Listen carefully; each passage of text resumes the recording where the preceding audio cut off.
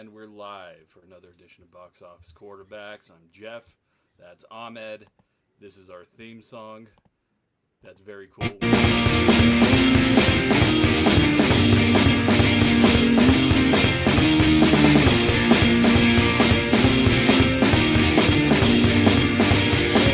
Ahmed, we are talking about a show I really liked, and that would be Spider-Man Noir. Spider-Noir for rights reasons. It is Spider-Noir. But Ahmed was raving about this show when he started watching it last week, like 2 minutes in, and he was texting me about it.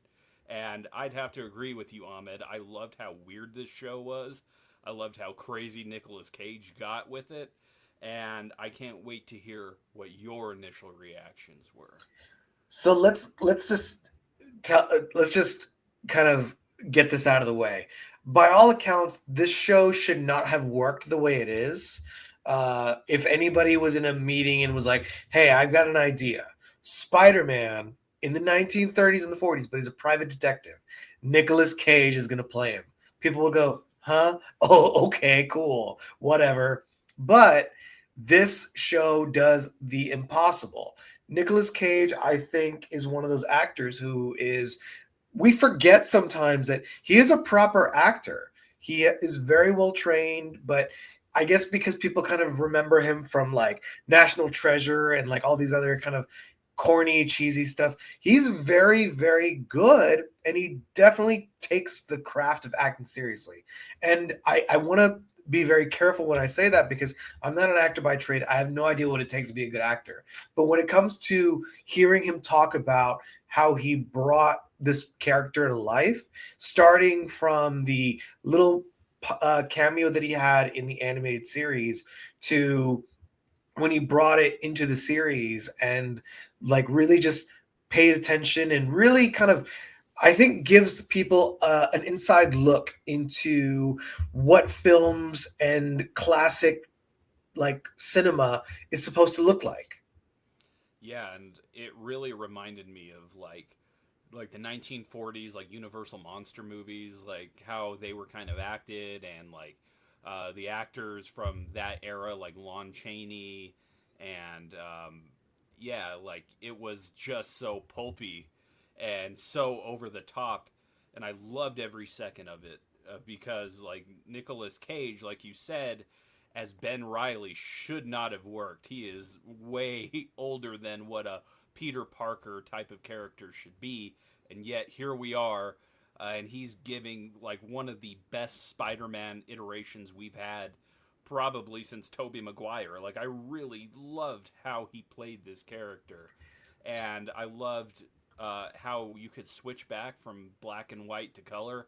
I don't know about you, Ahmed, but I watched the almost the entire show in black and white. That's awesome. I'm glad you were able to do that. Personally, I watched it in color. Judge me if you want, but you know what I love as a film viewer in the 20th century, 21st century, having options. Damn it! And Yes. Lamorne, I think that's how you pronounce his name. Yes. He was wearing the most colorful suits.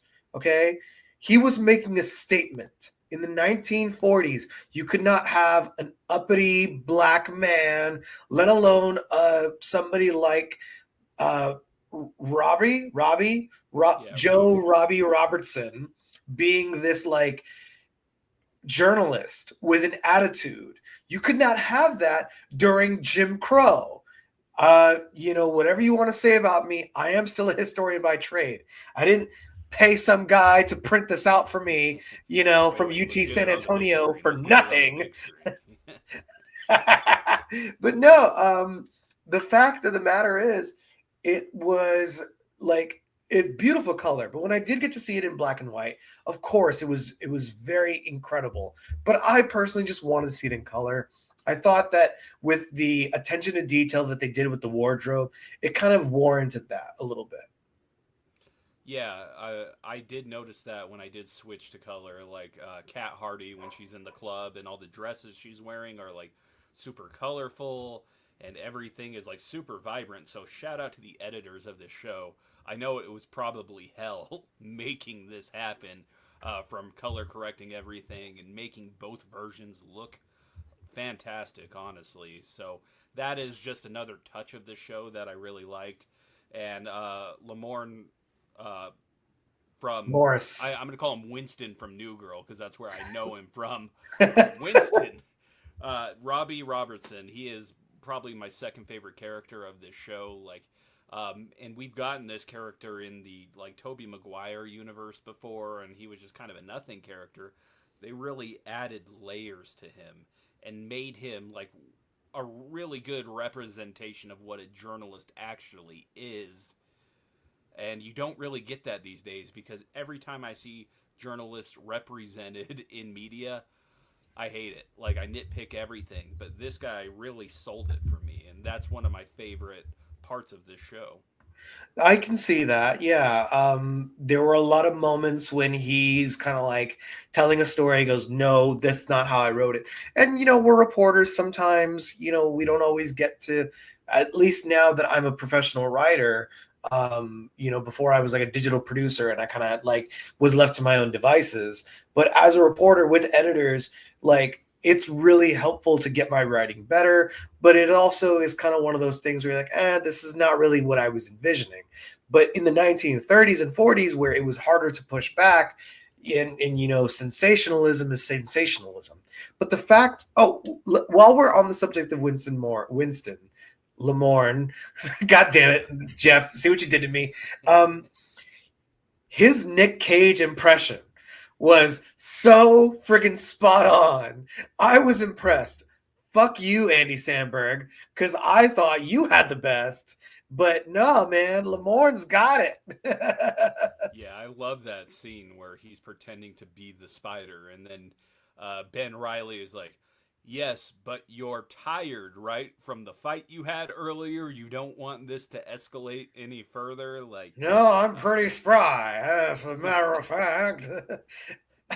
I and I I I loved go ahead. every single time that Nic Cage was like changing his voice, like whenever he was trying to pretend he wasn't a private detective, whenever he was that scene where he's trying to interrogate these different officers, and then he does the Edward G. Robinson.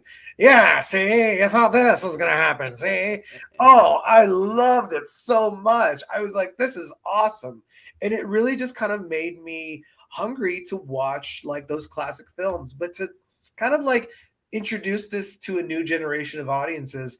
I think it like I couldn't see any flaws personally. Yeah. And I would say, like, scenes that stood out to me, I loved the scene when he's in the bar and he's drunk as hell and he's Oh, that was fighting my all those favorite dudes that were scene. talking shit about the spider. Because he's just so fucking crazy in that entire thing. He goes outside, puts the mask on. They obviously know it's him, and he's just beating the shit out of people. It is so damn funny.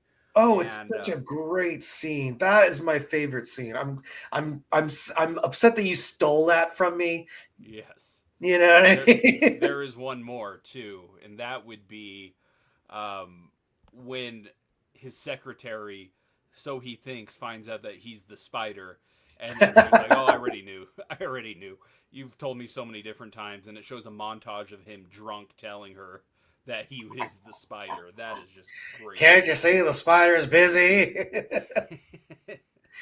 I will say I did have another favorite scene. So Lee Jun Lee, who plays Kat Hardy, I don't know if you knew this, Jeff, but she actually played Grace in the movie Sinners.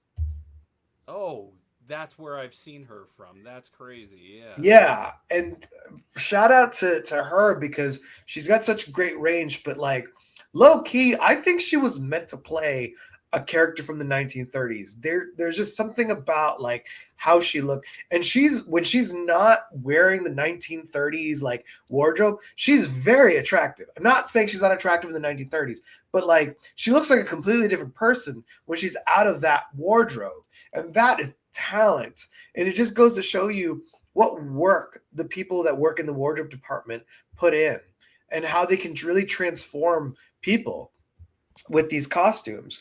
But that scene where Karen, the secretary, slaps her. Before I go any further, we at Box Office Quarterbacks do not condone domestic violence in any shape or form. Okay? That being said, she deserved that slap.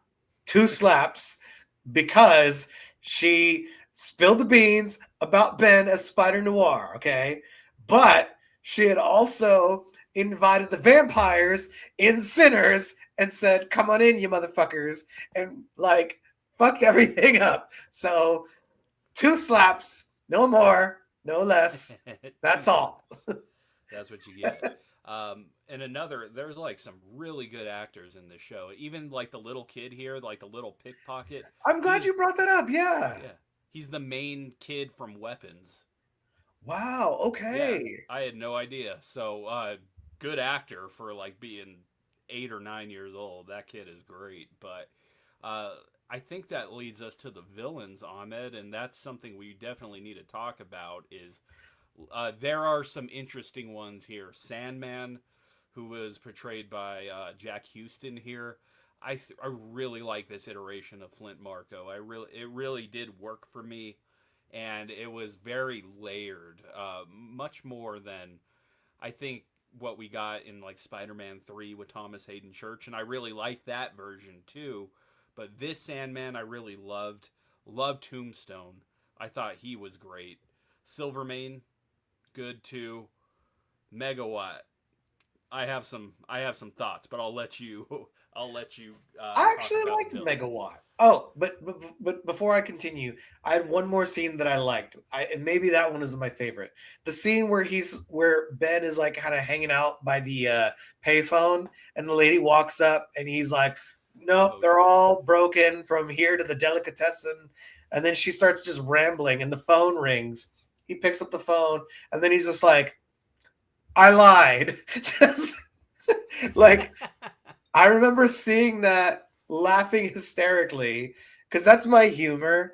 But also on Instagram, people in the comments were like, "This is supposed to be funny." Again, I'm gonna tell you what I said when we watched Mortal Kombat. And shout out to Jeremy Slater who appreciated the words I had to say.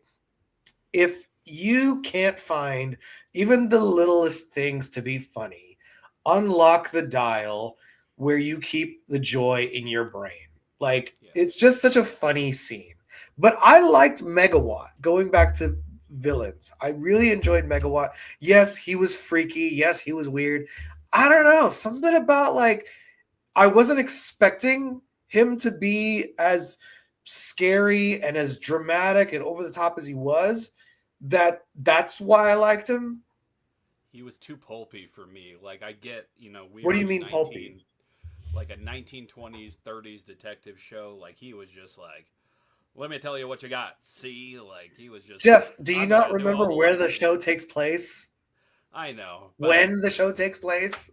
it was too much for me at a certain Too, point. I was oh, like, I'm no. sorry. Are the times too rough for you? You know, there was a Great Depression happening then. Hey, well, I'm happy when he got hit by that train. Let's just say that. I was happy he was gone. So that's really the only thing I didn't like in this show. No, that's fair. I liked him. I liked his acting. I liked Silvermane. I thought Cat Hardy was a great villain. I thought Dr. Faber was also a very interesting villain. I was expecting like they had a lot of amazing people on this show. And the diversity and representation of this cast, despite the time it's supposed to be taking place, just wow. Like it just kind of goes to show you that you don't need to have actors from a that have a particular skin color. They just have to be able to be good actors. We see this with Robbie. We see this with Kat Hardy and Karen Rodriguez. Like just everybody. Like if you don't have a racist brain in your body, you won't notice that they're different people that don't look like you. You know what I mean? Yeah. I loved everything about it. And if we're jumping into final rankings, Jeff, I've been marinating on this a lot. Have we given the goat yet? think we did give the goat. And what did we give it to, Ahmed? Was But it the did we give it to a boys? TV show or for a movie? We gave it to the boys, I think, as a whole. For the series as a whole, we did give the goat. For a series, like a single season of a series, I don't think we've done it yet, but that is that is definitely on the board for sure. I think this show deserves a golden buzzer, the goat, because of its rewatchability, because of its acting, the attention to detail. I think it deserves it. However, I don't think there should be a season two. That's interesting. I I want to see a season 2 just because I want to see how creative they can get with the villains here. I only Um, say I don't want a season two because this is lightning in a bottle we created, and as already established, to create a series like this was a very impossible task. They did the impossible, and you created lightning in a bottle.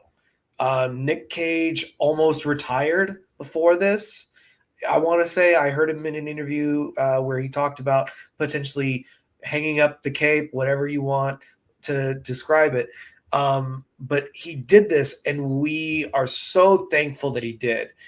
I would like for him to kind of just enjoy his time. Like if he wants to do something else, I'm all for it. If he wants to bring it back for a season two, I will happily watch it. But if he doesn't want to, I'm not going to force him because he got a lot. He was able to be as creative as he could be with this that we didn't get to with any of the Spider-Men. He talked about how he got to play with the arachnid DNA. He got to really just kind of tell the story from his narrative. And Nick Cage, I don't think ever got his flowers for the other superheroes that he's played. yeah, Kick Ghost Ass, Rider.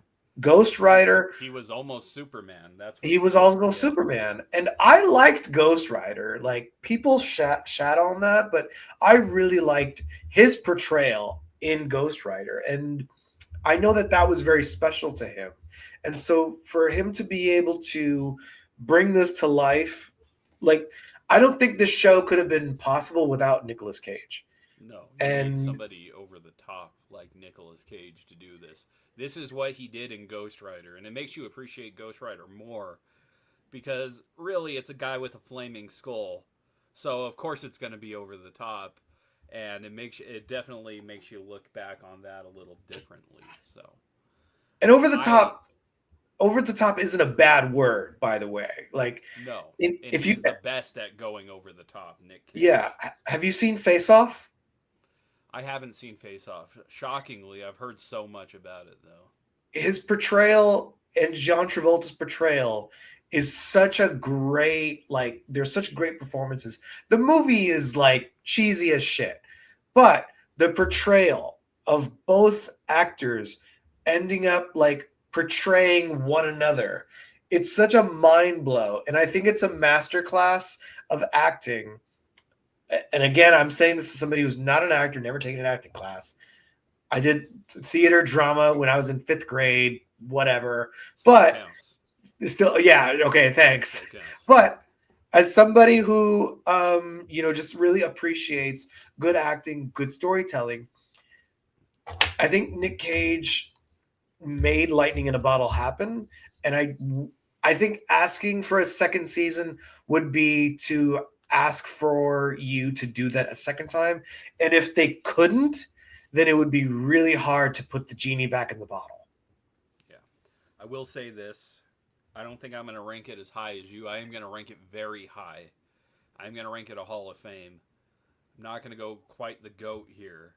I do think that one of the reasons that this show worked very well is because Chris Lord and was it Phil Miller. Phil Miller were the ones behind this, and they were the ones behind Spider Verse, Project Hail Mary. This is what I would say.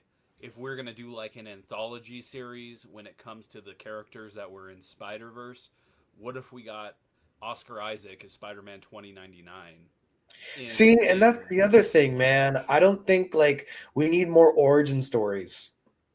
Yeah, Like if it works well like this, I am down to see more. So So I am too, but the problem is we know Spider-Man is going to work. Like Spider-Man was one of the first Marvel films that they created that was a success. Um, Technically, it was Blade, but Spider-Man was one of those that they really took a risk, but they all knew it was going to work, and it was also Stan Lee's favorite superhero that he created.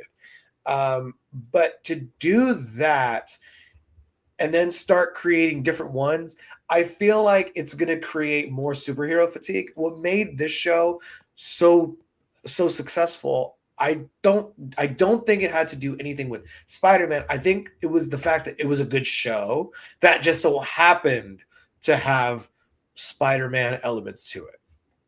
yeah, I could definitely see that side of the argument for sure. It's it is some of the best superhero related media we've gotten this decade. I know we've been kind of down the last 5 years when it comes to what we're trying to tell. Like, this is what the Sony Spider Verse should have been. It shouldn't have been Craven and Madam Web. It was this the whole time. Um, Yeah.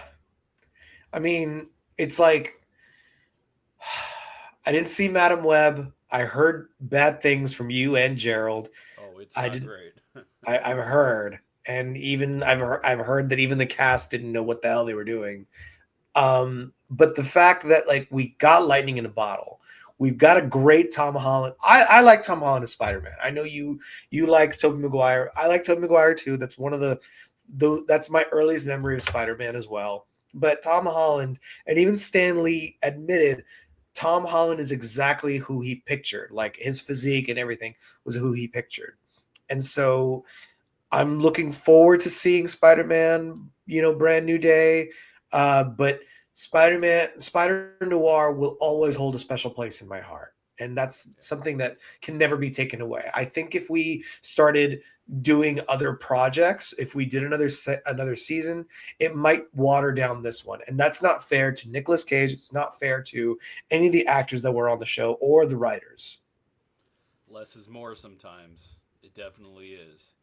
Yeah. Uh, yeah, we love this show though, and we highly recommend it. I know it dropped like in a time where it's like, oh, you got to binge watch the whole thing. Binge watch it is definitely Oh, worth it.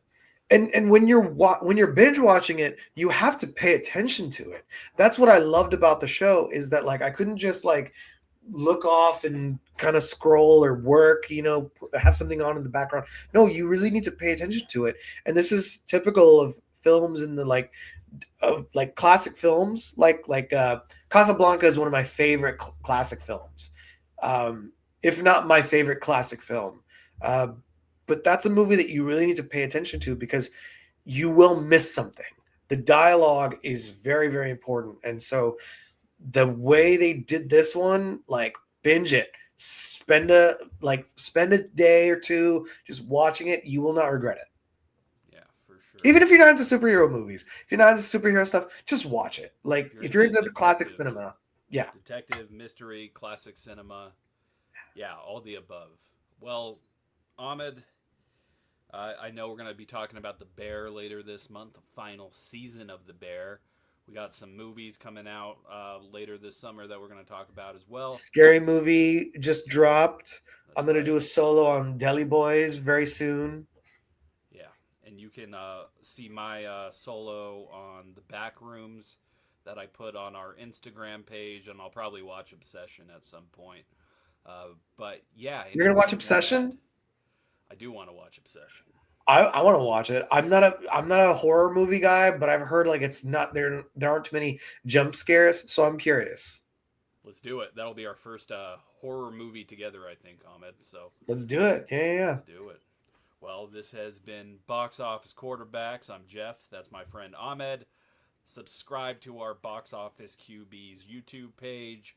Follow us on Instagram. But until next time, Oh, I got one more thing. one more thing. Jeff has also been able to give contributions on Live Now. Shout out to our previous co-host Ryan for putting us on. Jeff, if you end up doing some more, like I hope people will tune into Live Now and watch Jeff talk about movies on box office quarterbacks, or for box office quarterbacks. Thank you, sir.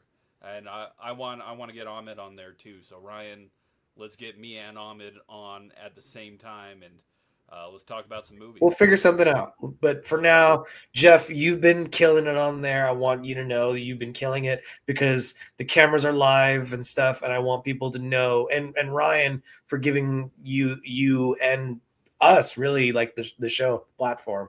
It's not lost. I wanted to make sure you got your flowers. Love you, Ahmed. Love you. I won't tell him this when the cameras are off. Off camera, I don't like him. So I'm just kidding. Yeah, you heard that, Ryan. So keep that in mind. This has been Box Office Quarterbacks. I'm Jeff. That's Ahmed. We'll talk to you guys very, very, very soon. And we hope you have